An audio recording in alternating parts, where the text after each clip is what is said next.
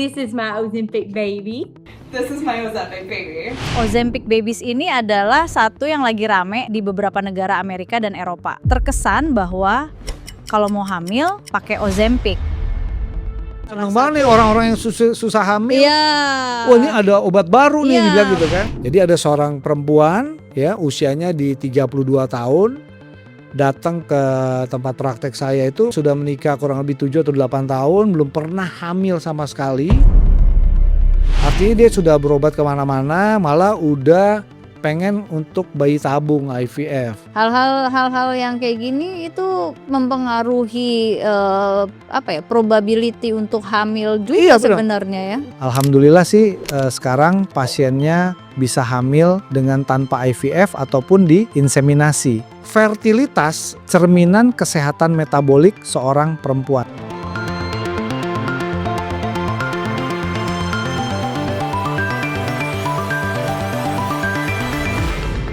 Oke, ketemu lagi di Women's Room, podcastnya Dr. House Clinic. Sekarang kita mau ngebahas satu fenomena yang cukup menarik. Yup. Ya, jadi fenomena yang dulu-dulu nggak pernah kedengar, terus sekarang tuh kok kayaknya jadi heboh. Kita mau bahas yang namanya Ozempic Babies. Ozempic Babies Iya. gitu ya.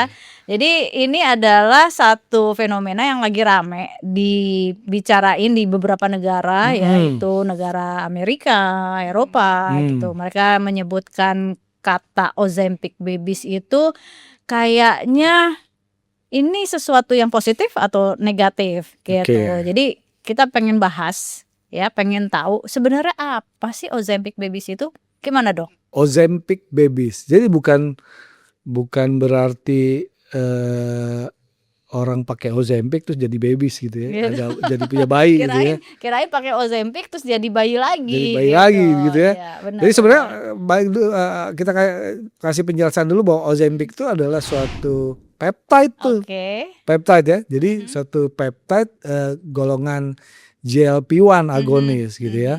Jadi kalau dibilang ada fenomena dibilang Ozempic Babies ini sebenarnya tuh cuman istilah di media sosial Oke. bahwa pada orang-orang khususnya pada wanita ya yang sedang menggunakan si Ozempic atau peptide ini, terus tiba-tiba dia hamil gitu. Padahal misalnya mungkin sebelumnya dia padahal sulit hamil gitu kan, terus tiba-tiba jadi hamil. Makanya tuh dibikin tuh istilah namanya Tagline-nya Ozempic Babies. Oh, Gitu. jadi bukan pakai Ozempic kita back to babies lagi, bukan ya? Dan sebenarnya juga bukan cuman Ozempic aja ya gitu ya. Karena golongan si tadi peptide agonis GLP-1 agonis ini kan ada, yaitu merek dagangnya salah satunya ada si Ozempic, kemudian ada si Wegovy, belum lagi ada lagi yang Mounjaro gitu ya. Sekarang malah ada lagi yang terbaru yang si Retatrutide ya. Jadi kayak gitu. Jadi sebenarnya bukan juga Ozempicnya aja gitu. Harusnya namanya agonis peptide babies ya harusnya. Atau agonis peptide babies Ya ya. udah direbut sama Ozempic Ozempic ya duluan. duluan. Oke, jadi kalau kayak gitu sebenarnya kenapa ya? Kok gara-gara Ozempic gitu kan, atau gara-gara si peptide agonis ini orang jadi bisa rame-rame hamil? Oke, jadi sebenarnya bukan si Ozempic ini jadi obat buat fertilitas. Jadi sebenarnya kan orang karena make si Ozempic ini atau tadi si semaglutide atau GLP-1 ini kan awalnya dia buat menurunin berat badan. Iya. Iya kan? Jadi dengan dia menggunakan obat ini secara teratur, terus berat badannya tuh turun. Oke. Berat badannya turun, otomatis kan pada orang-orang yang obesitas, di mana orang obesitas ini kan udahlah metabolismenya kan tuh terganggu tuh. Mulai ada terjadi yang namanya resistensi insulin lah, belum lagi ada inflamasi di sana, ya kan? Dengan begitu apa? Ovulasinya biasanya pada orang-orang yang obesitas itu terganggu.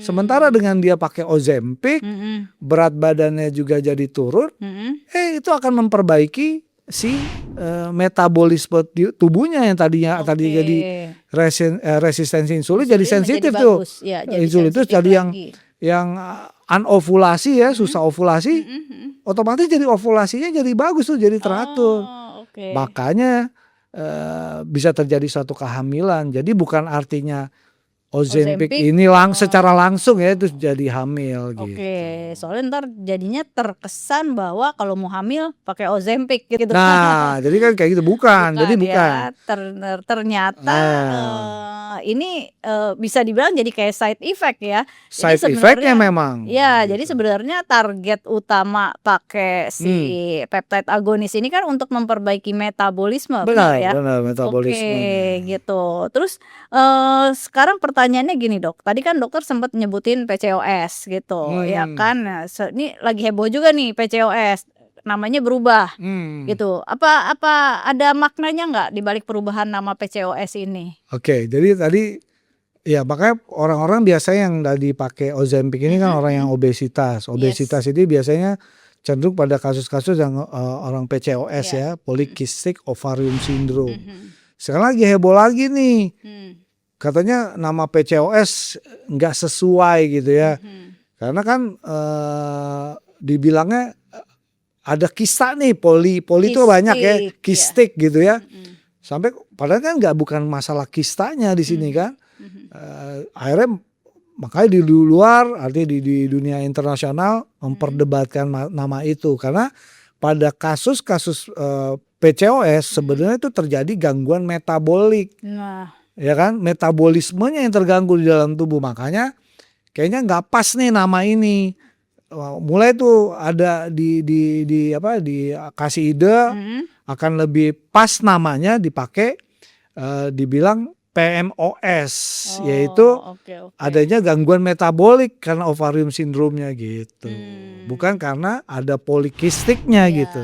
Ada gangguan metabolisme di sini. Nah, jadi sebenarnya kalau kita lihat ya seiring dengan perubahan nama ya dari PCOS menjadi PMOS, rada nyambung sih memang. Rada nyambung ya. Rada nyambung ya. Jadi kayak misalnya tadi di awal dokter bilang bahwa yang diperbaikin metabolismenya. Metabolismenya yang sebenarnya yang memang terjadi pada PCOS itu adalah karena gangguan metabolismenya dan hormonnya sehingga mengganggu hormon di ovarium. Jadi kan makanya khas banget tuh kalau pada PCOS ya, pada pasien-pasien dengan PCOS. Karena dia obesitas, timbunan lemak nih, timbunan lemaknya banyak. Akibatnya apa nih? Lemak ini banyak dirubah menjadi banyak ke hormon androgennya itu. Makanya kan pada perempuan-perempuan yang PCOS yang gemuk, gampang tuh jerawatan, mukanya berminyak. Androgennya tinggi. Belum lagi itu tadi tuh ovulasinya biasanya terjadi anovulasi. Biasanya nggak ada ovulasi karena apa? Menstruasinya juga terganggu. Bisa itu menstruasinya 3 bulan nggak datang. Nanti baru datang lagi. Atau bisa sampai ada yang 6 bulan gak datang, nanti baru datang lagi. Karena itu tadi, karena terjadi hormon ya? Gangguan imbalance hormon. Karena tadi itu akibat dari si obesitas, timbunan lemak yang banyak, akibatnya apa? Estrogennya jadi lebih dominan ketimbang si progesteronnya. Jadi pada wanita yang gemuk, dia mengalami satu gangguan metabolisme. Nah, insulinnya jadi insulin resisten insulinnya. Yang kedua hiperandrogenemia kan gitu kan. Yang ketiga estrogennya tinggi dibandingin progesteron. Jadi estrogen dominan. Terjadi anovulasi juga di sana. Nah, berarti kalau kayak gitu mungkin akan jauh lebih kalau kita bilang jauh lebih kena atau tepat kalau kita bilang, karena namanya udah berubah ya jadi PMOS ya. Kita bilangnya Ozempic for PMOS gimana? Sebenarnya sih itu cocoknya itu gitu kan. Jadi emang lebih kayaknya yang diobatin sih sebetulnya si PMOS-nya ya. PMOS-nya. Yang gitu. Itu yang di treatment efeknya karena malah jadi tadi dia jadi air yang tadi haid yang nggak teratur jadi teratur, ovulasinya yang tadi yang nggak ada jadi ovulasi jadi konsisten, yang tadi yang imbalance hormon jadi hormon estrogen sama progesteron jadi stabil dia. Iya. Ya udah bisa terjadi suatu kehamilan jadinya. Jadi kalau gitu bisa dibilang sebetulnya kenapa kok pakai Ozempic terus jadi hamil ya perbaikan-perbaikan Karena itu tadi ya perbaikan dari metabolismenya itu metabolisme tadi. hormonnya juga jadi lebih baik jadinya gitu. Nah kalau kayak gitu bisa nggak kita bilang salah satu treatment infertilitas itu dengan Ozempic? Oh, jadi gini, belum bisa secara langsung si Ozempic atau golongan peptide GLP-1 ini agonis ini untuk salah satu obat untuk fertilitas, belum gitu. Karena memang semua sekarang masih dalam juga arti namanya dalam penelitiannya juga gitu ya. Cuman nggak bisa dipungkiri pada kasus-kasus obesitas yang menggunakan Ozempic ini itu bisa memperbaiki itu tadi tuh, berat badan juga jadi turun, akibatnya apa, metabolisme juga jadi lebih baik gitu. Ya benar-benar. Nah kalau misal nih kan dia juga istilahnya sedang tidak memprogramkan kehamilan, dia cuman ingin memperbaikin metabolisme atau pengen nurunin berat badan, pakai nih ceritanya GLP-1 ya GLP-1 agonis, terus hamil gitu ya, bagaimana sebaiknya? Apakah atau satu bagaimana sebaiknya, atau yang kedua emang pengen hamil terus dokter misalnya mau perbaikin metabolismenya dulu, kapan berhenti Ozempicnya? Oke, jadi emang kalau ternyata hamil nih, sementara sebelumnya dia udah pakai obat GLP-1 ini ya, hamil sebaiknya diberhentiin tuh. Oke, langsung stop si GLP-1-nya. Tapi kalau misalnya dia dalam program misalnya ya, program lagi pakai untuk penurunan berat badan atau memang program untuk hamil misalnya, kapan sebaiknya si Ozempic atau si GLP-1 ini di stop ya? Idealnya 2 bulan sebelum program hamil. Karena emang salah satu efek si GLP-1 ini sebenarnya jangka panjang dia. Tapi idealnya dari beberapa literatur 2 bulan sebelum program hamil sebaiknya pemberian GLP-1 agonis ini dihentikan. Jadi sebenarnya kalau misalnya kadang ada yang nggak paham gitu kan, pas hamil bablas aja tetap gitu. Ada Tetap beberapa dipakai. ada beberapa Karena takut jadi gemuk. Iya. Jadi pengen ya tetap oke lah gitu Tetap ya. kurus ya Tetap selama hamil gitu. Nah bahayanya apa tuh kira-kira? Jadi tetap sampai sekarang sih yang jelas tidak direkomendasikan kalau sedang hamil menggunakan golongan peptide tadi ya, GLP-1 agonis. Karena salah satu efeknya karena gini, biar bagaimanapun juga efeknya kan memang selain yang bagusnya nih, dia kan memang juga buat anti inflamasi ya si GLP-1 agonis ini. Cuma kalau misalnya nanti akhirnya jadi, kan dia ada salah satu efeknya mengganggu nafsu makan tuh, ya kan? Sementara kalau sedang hamil masih menggunakan itu, ya akan terganggu nanti, akan gizi buat si janin yang ada di dalam tubuh ibunya. Ya, benar. Jadi sebaiknya makanya kalau sudah hamil di stop dulu tuh namanya si GLP-1 agonisnya gitu. Nah, gimana nih kalau misalnya udah lahir, otomatis kan kebanyakan kalau habis melahirkan kan gemuk gitu kan, terus tiba-tiba dia kepikiran, oh kemarin sebelum hamil pakai GLP-1 nih gitu kan, disuruh stop. Tapi kan sekarang udah nggak hamil, cuman menyusuin. Boleh nggak pakai GLP-1? Itu juga belum bisa direkomendasikan. Sebaiknya tetap setelah pasca melahirkan, apalagi sedang menyusui, sebaiknya tetap si GLP-1 agonisnya tidak direkomendasikan dulu. Ya, jadi cari aman aja lah ya. Jadi ketika program hamil dan lagi menyusui sebaiknya dihindari tuh ya pemakaian GLP-1 ya gitu. Jadi kalau kayak gitu fenomena ini berarti merubah istilahnya wajah fertility program di ini ya saat ini gitu. Ya kan, bisa nggak kita bilang nanti kita masukkan ini sebagai salah satu protokol gitu kalau untuk fertility program. Benar, mungkin ini jadi pelajaran terbesar ya buat kita semua, apalagi di dunia medis ya, dari fenomena GLP-1 agonis babies ini atau tadi dibilang Ozempic babies. Jadi bukan tentang obatnya sebenarnya, tapi tentang gimana faktanya bahwa si fertilitas ini sangat erat kaitannya dengan kesehatan metabolik ya, kesehatan metabolisme si ibu nih. Karena si ovarium nih atau si indung telur itu kan nggak kerja sendiri, si rahim juga nggak bekerja sendiri, tapi dia saling dipengaruhi banget tuh yang namanya adanya insulin lah, kemudian tadi lemak tubuh, belum lagi inflamasi, karena orang-orang yang obes yang gemuk itu kan ya pasti dia inflamasi, itu insulinnya juga terjadi resistensi insulin ya. Belum lagi lemak tubuhnya tadi yang berubah jadi androgen tadi. Sehingga memang tapi juga bukan itu aja, juga kualitas tidur juga sangat mempengaruhi itu juga ya. Dan dari sini makanya konsep modern dari fertility medicine bertemu dengan longevity medicine tuh sangat pas banget jadinya. Gitu. Berarti sebenarnya kalau kita bilang dari nama sih ya, kita comot nama Ozempic Babies ya.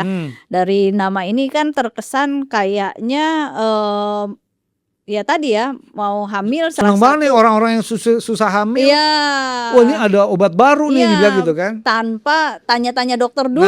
Bahaya nggak itu kalau kayak gitu? Kan nggak semua penyebabnya karena metabolik mungkin ya. Ya benar. Benar ya. Jadi artinya gini, ketika mendengar nama kayak gini terus tiba-tiba orang yang mau program hamil main pakai aja, bahaya juga nggak? Pasti bahaya. Biar gimana pun untuk menggunakan obat ini ya, si agonis GLP-1 ini sebaiknya harus dikonsultasikan dulu sama dokter gitu kan. Lagi pula kan memang obat ini yang sebenarnya diperuntukannya awalnya untuk orang yang gangguan diabetes mellitus ya tipe 2 ya. Tapi memang salah satu efeknya sangat ngebantu banget untuk penurunan berat badan gitu. Makanya ada Wegovy ya buat nurunin berat badan. Sebenarnya kalau begitu bisa kita lihat ya secara garis besar bahwa GLP-1 ini pada prinsipnya karena dia again ya membantu memperbaiki metabolisme ya. Sementara pada orang-orang obes ya, apalagi kalau dia udah keburu diabetes gitu. Nah, ini metabolismenya yang keganggu, ya kan? Sehingga begitu dikasih Ozempic, metabolisme membaik. Ya seperti tadi dokter bilang, insulinnya membaik, hormonnya membaik. Otomatis fertilitasnya jadi lebih baik. Jadi meningkat ya angka kemungkinan untuk terjadinya suatu kehamilan. Dokter sendiri punya pengalaman nggak dok dengan pemakaian GLP-1 ini pada perempuan terus abis itu jadi hamil? Oke, ini kebetulan juga ada saya punya kasus nih. Kasusnya juga cukup menarik, ada hubungan dengan yang tadi kita bicarakan. Jadi ada seorang perempuan ya usianya di 32 tahun datang ke tempat praktek saya itu bahwa sebenarnya sih dia mau cari second opinion ya. Artinya dia sudah berobat kemana-mana, malah udah pengen untuk bayi tabung IVF. Jadi dia 32 tahun, sudah menikah kurang lebih 7 atau 8 tahun, belum pernah hamil sama sekali. Datang waktu itu dengan udah bawa tuh semua pemeriksaan yang udah pernah dia lakukan. Jadi waktu itu saya coba baca dan dia bilang, "Dok, nih kalau kondisi kayak gini kalau saya dilakukan IVF atau bayi tabung gimana gitu ya." Jadi waktu itu saya coba pelajari berkas yang dia bawa, itu ada pemeriksaan laboratorium darah, kemudian juga obat-obatan yang dia udah minum gitu ya. Jadi waktu saya coba evaluasi, saya coba lihat dari hasil labnya waktu itu didapatkan bahwa selain si ibunya nih obesitas nih. Oke, ini kalau kita lihat dari kasus ini kan, di mana dari perut atasnya dinilai di 87 ya. Di bagian perut pusatnya di 102, perut bawahnya 107, cukup lumayan kan lingkarnya semua segala macam, rasionya di 0,67. Terus kalau kita lihat di body komposisinya beratnya dari yang 70 terus tuh menurun terus. Menurun dari 70 ke 67, 67,8 jadi 67,6 sampai ke 66. Terus BMI-nya juga dari 30,8 terus turun sampai ke 29,2. Itu pun nih dalam jangka waktu ini tanggalnya nggak jelas di sini ya. Kita lihat juga si ininya ya, visceral fat-nya ya, dari 8,5 turun terus dia levelnya. Iya. Ya kan? Muscle-nya juga gitu. Tapi nggak terlalu ini nih muscle ya, karena ibunya kurang olahraga juga nih. Ya. Nah ini yang setelah 3 bulan nih, HbA1c-nya dari 7 jadi 5,7. HbA tuh ini nih, vitamin D-nya juga awalnya tuh rendah sekali, defisiensi ya. Sekarang udah jadi 35,9. 35 belum optimal juga sih Ya belum sebetulnya optimal, ya. cuman jauh Udah lebih penaikannya membaik gitu. ya. Ya. Udah membaik. Hal-hal yang kayak gini itu mempengaruhi probability untuk hamil juga Iya, benar. sebenarnya ya. Benar, ini penting banget karena yang dilihat apa kan metabolismenya gitu. Metabolisme. Salah satu reseptor yang terbaik kan, semua reseptor tubuh kita kan punya vitamin D ya. Iya. Itu juga penting juga. Kadang juga suka dilupain tuh. Jadi vitamin D juga penting banget pada kasus-kasus infertilitas ya. Oke. Ya, jadi kayak gitu. Alhamdulillah sih sekarang pasiennya bisa hamil dengan tanpa IVF ataupun di INSEM gitu. Ya, Karena cuman metabolismenya jadi lebih baik. metabolismenya yang diperbaiki. Iya. Kadang-kadang sebenarnya gini, kita udah tahu sih, aku percaya bahwa hampir semua dokter kalau ngelihat pasien yang mau program hamil pasti disuruh memperbaiki metabolisme. Cuman kadang-kadang memperbaiki metabolismenya cuman dengan nasihat gitu loh. Ya. Suruh olahraga. Iya. Makannya diatur. Bener. Gitu ya. Diatur ya Bu makannya gitu kan. Olahraga ya, tapi nggak tahu gitu.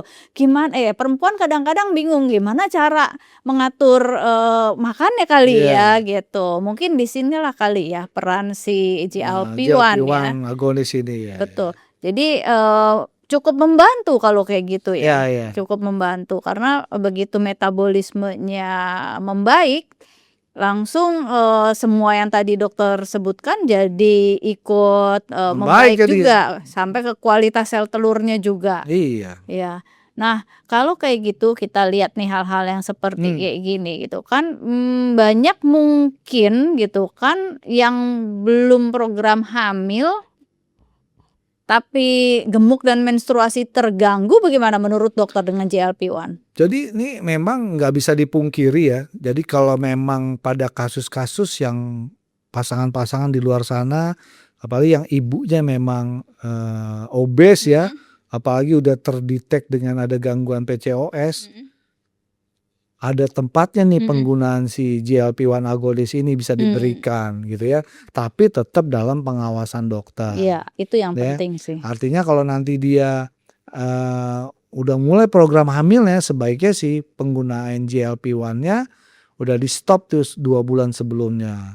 Yang jelas kalau dia memang obesitas, ada gangguan tadi si insulin resisten lah, adanya imbalance hormon, itu bisa tuh diperbaiki dulu, nanti otomatis kalau itu udah bener ditandanya apa awalnya, height yang tadi yang nggak teratur jadi teratur lah, dia pasti jadi lebih dia lebih nyaman pasti si ibu, yang apalagi lebih percaya diri lagi karena berat badannya kan jadi lebih bagus gitu kan. Betul. Dari sebelumnya gitu ya. Nah, kalau kesan dari yang kita obrolin sekarang, Ozempic Babies itu kan kesannya untuk ibu-ibu nih. Boleh nggak Ozempic Babies buat bapaknya juga? Kali aja pasangannya gemuk juga gitu loh. Jadi sebenarnya pertanyaan saya adalah gini, ada pengaruhnya nggak ketika kalau mau program kehamilan tapi bapaknya gemuk atau gangguan metabolisme ada di bapaknya gitu loh. Itu dokter sebagai dokter obgyn gitu kan, kalau dapet pasangan yang sedang mau program hamil terus pasangannya gemuk, bukan hanya ibunya yang gemuk, dokter kira-kira pesannya gimana tuh? Iya, jadi artinya memang balik lagi, yang namanya orang gemuk, obesitas nih, baik itu yang laki atau yang perempuan, itu pasti metabolismenya terganggu. Kalau yang laki, kalau metabolismenya terganggu itu bisa mempengaruhi kondisi kualitas si spermanya itu sendiri. Oh, nyambung juga berarti. Nyambung banget. Jadi banyak juga, apalagi sekarang nih kasus-kasus infertilitas itu 60-70% penyebabnya karena yang lakinya. Oh, dari kualitas sperma. Karena dari kualitas sperma, salah satu penyebab kualitas spermanya nggak bagus ya metabolisme si yang suaminya juga nggak benar gitu. Selain dengan lifestyle-nya, misalnya dia ngerokok, begadang gitu ya, itu juga sangat mempengaruhi juga kondisi kualitas sperma gitu ya. Oh, berarti mungkin bisa kita kita bikin sedikit kesimpulan bahwa kalau mau program hamil, metabolisme kedua pasangan harus bagus. Udah pasti dong. Udah pasti ya. Udah pasti. Dan kadang-kadang fokusnya cuma ke istrinya aja gitu ya kan. Kadang nih kalau yang namanya laki-laki, gitu kan. gua pokoknya udahlah jagoan deh. Gitu. Kasarnya gini. Kadang yang laki ini kalau disuruh ke dokter kebidanan udah kamu aja. Iya. Kalau gue mah sehat, jangan-jangan dapat ada cewek ini bisa hamil lah sama gue deh gitu kan, kasarnya gitu deh. Iya. Padahal enggak, sekarang apalagi kalau dia ternyata udah gemuk, apalagi gaya hidupnya juga jelek, jangan sok dulu deh, coba dicek, pasti bermasalah. Emang kalau yang laki-laki pemeriksaannya cuma satu untuk penilaian pada waktu program hamil ya. Dicek analisa spermanya gitu. Itu dilihat tuh kualitasnya gimana, morfologinya gimana, motilitas dari si sperma itu sendiri. Jadi kalau metabolismenya jelek, kualitas sperma pasti juga memburuk. Itu berbanding lurus. Nah, kalau kayak gitu Dok, berarti ini sebagai inilah ya istilahnya closingnya kita deh gitu loh. Intinya dari pembicaraan kita dari tadi kan kesannya agak-agak mislead ya. Begitu dibilang Ozempic babies gitu, terkesan bahwa kalau mau punya bayi pakai Ozempic gitu kan. Nah, ternyata bukan itu ya maksudnya ya. Ternyata si Ozempic atau GLP-1 ini, si semaglutide ini memperbaiki metabolisme gitu. Nah, kuncinya ternyata di metabolisme ya, bukan di obatnya. Bukan dari obatnya. Ya. Walaupun sebenarnya waktu belum ada Ozempic ya bisa hamil karena kita betulin metabolisme dengan cara yang berbeda mungkin, ya kan? Nah, sekarang kita dengerin closing dokter deh. Dari sisi dokter Opjin dengan adanya fenomena Ozempic babies ini, nah apa yang harus dijadiin underline ya, garis bawah apa sih buat para perempuan yang pengen hamil tuh sekarang udah mulai ada treatment dengan GLP-1 atau semaglutide ini. Jadi gini, mungkin masalahnya itu bukan Anda gitu ya, di perempuan-perempuan di luar sana yang nggak subur atau pasangan nih nggak subur. Mungkin tubuh kita nih atau tubuh para ibu yang di luar sana ini sedang memberi sinyal bahwa di metabolisme yang ada di dalam tubuhnya tuh belum optimal. Jadi ketika metabolismenya baik, bener nih, itu hormonnya pasti ikut baik tuh. Jadi ketika hormonnya baik, balik lagi tuh ke ovulasi, masa suburnya, ovulasi jadi lebih baik tuh, jadi kembali jadi teratur, konsisten tuh dia terjadi ovulasi. Terkadang kehamilan yang ditunggu itu yang udah bertahun-tahun nih, akhirnya bisa datang tuh yang nggak disadari gitu ya. Jadi emang pas banget nih topik ini bisa kita bicarakan ya.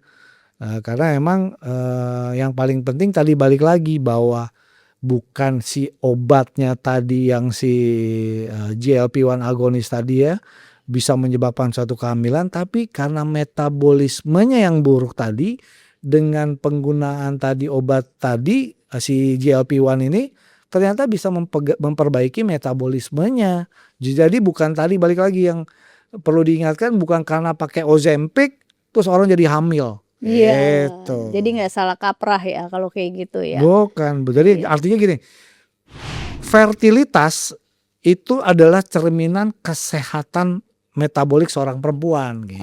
Oh, nah itu penting ya karena Itu kuncinya tuh. ya karena orang nggak berpikir harus memperbaiki karena gini dianggap remeh aja ketika dokter bilang Bu jaga makannya karena kan cuma disuruh doang kan Bu jaga pola makannya ya Bu olahraga ya Iya, gitu kan nggak terus bisa. dianggap remeh Nah, gitu cuman itu ternyata aja. itu sebenarnya pesan untuk memperbaiki metabolisme. Yap. Ya, jadi cuman nggak ada polisinya. Terpaksa kita pakai GLP-1 nih polisinya. Makanya apalagi yang di luar sana nggak usah takut. Kalau yang lagi istilahnya kan ada namanya apa garis 2 nih?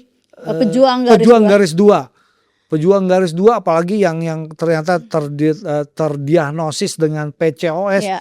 Itu jangan takut. Itu pokoknya kalau dia konsisten, dia mau berusaha ya mulai tadi tuh perbaiki gaya hidupnya, mulai dari dietnya, olahraganya, sama ya harus diterapi, diobatin, tapi dengan butuh waktu tuh, butuh proses.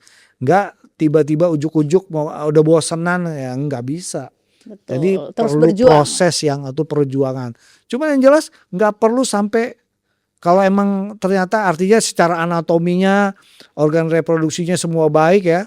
Artinya mulai dari mulut rahim sampai rahim, saluran telurnya baik tuh si suami juga spermanya oke. Tapi cuman gangguan di metabolismenya kalau itu bisa diperbaiki itu hamil. Nggak perlu pakai bayi tabung ataupun diinseminasi gitu. Oke, ini mungkin perlu didengar sama semua perempuan pejuang garis 2. Ya. Coba kita introspeksi dulu ketika berjuang metabolismenya udah baik apa belum. Iya. Ya misalnya kita tahu metabolisme ntar nggak tahu loh metabolisme udah baik apa belum, tahunya dari mana kan gitu kan. Ya salah satu ciri-ciri ada gangguan metabolik ya yang paling gampang adalah overweight ya atau malah obesitas gitu. Kadang-kadang malah overweight aja sih, belum sampai obesitas. Tapi kalau kita udah ngalamin overweight atau obesitas itu udah sebagai clue bahwa adanya gangguan metabolik. Atau mungkin ya, jadi kalau misalnya disertai juga dengan hiperandrogenemia kayak jerawatan gitu gitu, ya. itu bisa jadi clue juga gitu ya kan. Jadi again seperti yang tadi Dokter Mufti sampaikan, fenomena Ozempic Babies ini bukanlah fenomena di mana ada obat baru untuk terapi kehamilan, bukan, tapi adalah satu gambaran di mana betapa pentingnya kesehatan metabolik seorang wanita untuk bisa menjadi hamil. Yap. Ya, itu yang menjadi kunci ketika mau hamil, perbaiki dulu metabolismenya. Oke.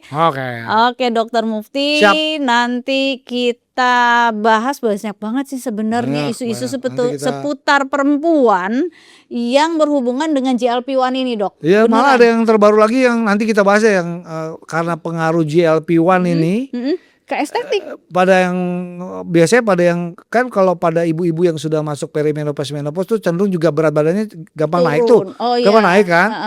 Pakai tuh obat-obat Iya. semaglutide tadi ya GLP-1 agonis ini. Kan turun tuh berat badannya. Akhirnya apa? Daerah intimnya Ya itu estetik. khusus ya. Estetik Ternyata ginekologinya juga terganggu. Betul. Makanya ada betul. istilah lagi fenomena Ozempic vulva. Nah, nanti kita bahas itu deh. Habis kita bahas Ozempic babies, Babies. nanti kita bahas Ozempic vulva. Ya. Apaan lagi tuh ya? Oke. Oke. Oke, sampai ketemu lagi di pembahasan Ozempic vulva nanti. Oke. Oke, bye-bye.